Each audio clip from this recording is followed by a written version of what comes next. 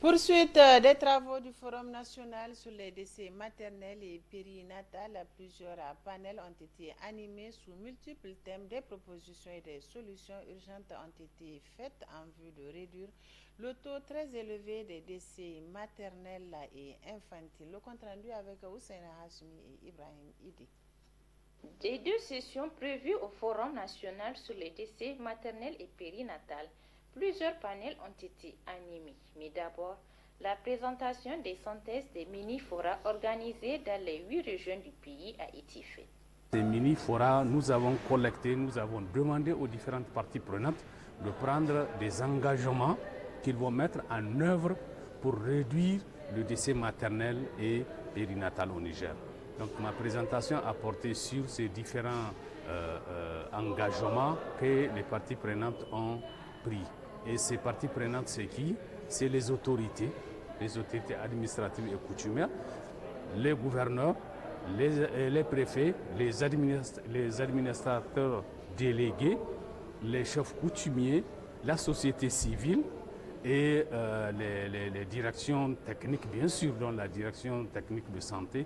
Sur les acquis en matière de prise en charge, défis dans le domaine socio-anthropologique et démographique, financement de la riposte aux décès maternels et périnatals, les parties prenantes ont essayé d'apporter leur contribution à travers des propositions pertinentes à court, moyen et long terme pour contrecarrer ces fléaux. Venu de 1750 km de Niamey, le chef de canton de Bulma affirme que c'est la consommation des produits préfabriqués qui complique les grossesses. Les femmes aiment le luxe.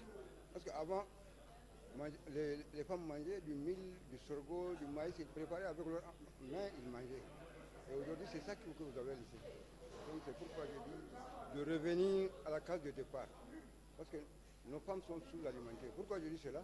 Parce qu'ils demandent de repas préfabriqués. Pour un suivi des engagements, des mécanismes ont été prévus pour contribuer à l'accélération de la réduction de la mortalité maternelle et périnatale, devenue une urgence de santé publique, car chaque jour, 12 femmes meurent des suites des complications des grossesses. Nous, en tant que chefs traditionnels, nous avons eu à prendre des engagements. Et ces engagements-là, d'abord, nous nous sommes engagés à visiter régulièrement les formations sanitaires afin de créer un climat de confiance entre la population et les structures sanitaires. Nous nous sommes engagés aussi à sensibiliser la population. Nous nous sommes engagés à sensibiliser la population sur les risques liés au mariage précoce et sur les risques liés aussi aux accouchements à domicile.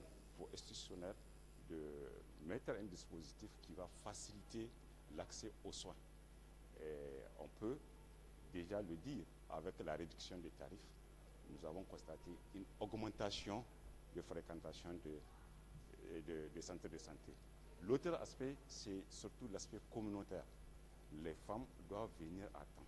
Nous avons pris des engagements que nous allons évaluer chaque 6 mois. Et nous avons cette possibilité d'évaluer.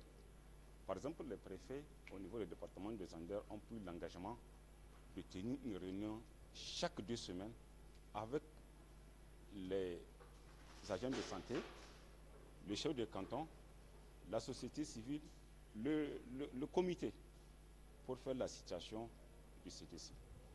Mobilisés autour des plus hautes autorités pour un engagement en faveur de la réduction de ces fléaux, les parties prenantes procéderont à la présentation de la synthèse du forum, suivie d'une déclaration dite de Niamey et la matérialisation de leur engagement par une signature ce 15 novembre en présence du Premier ministre Ali Mohamed Lamine Zen.